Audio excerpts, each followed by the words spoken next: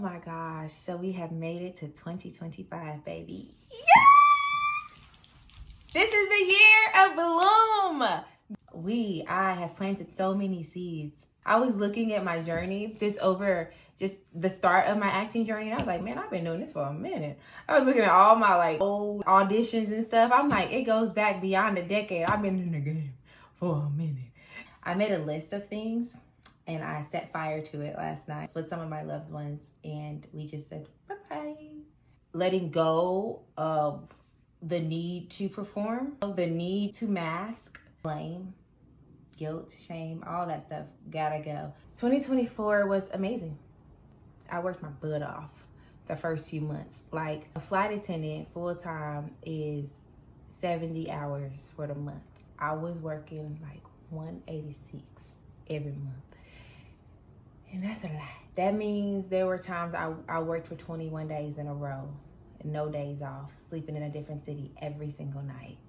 And after the 21 days, I'd take 24 hours and then go again.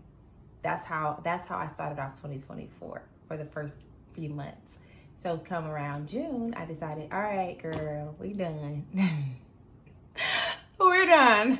I moved to Atlanta and thought that would be a nice change of pace to just slow down, be amongst other creatives, to like an iron sharpening iron type of feel. For me, that was a slower pace. Think about from somebody who was living in London, which is like a miniature New York, studying theater in classes 10 to 16 hours a day, 6 days a week. Options were Atlanta, New York, LA, or to stay in London. It was just a nice jump to come to Atlanta. I'm settled. I'm chilling. And a breath of fresh air to just learn who I am, get in touch with my emotions. I've experienced a lot of losses in my life, major losses from grandparents, great-grandparents, my father, friends, all of that gone. There are two things that are very certain in this life. You'll be born, and then at some point, you will die. So what are we doing in between? I did that for a few months, just all right, let's get centered. And then I knew that by the end of the year, either I was gonna produce something or I was gonna have to quit. Because either you're gonna go all in or you're gonna go all out. I decided to executive produce my own project, and it was so beautiful to make. Other actors to this day are contacting me, telling me how inspired they were by my work to produce their own or to continue in this journey in some kind of way, or that they really had a great time on your set. And it's just how cool is that to be able to create opportunities for other people to create? It's so good. And I am getting a little emotional, and I'm not the type to try to skate over my emotions anymore. I think it's important to feel. I remember, for instance, I was in London and my voice coach told me, she was like, it's okay. You don't have to be so tough all the time. And I was just of course I started bawling, because I have never ever been told that in my entire life. All I've been was tough. All I've been was a go-getter. All I've been was an achiever.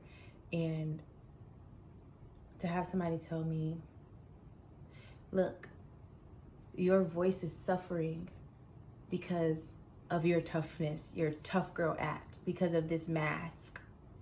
I am tough, it ain't an act. But also, I am soft.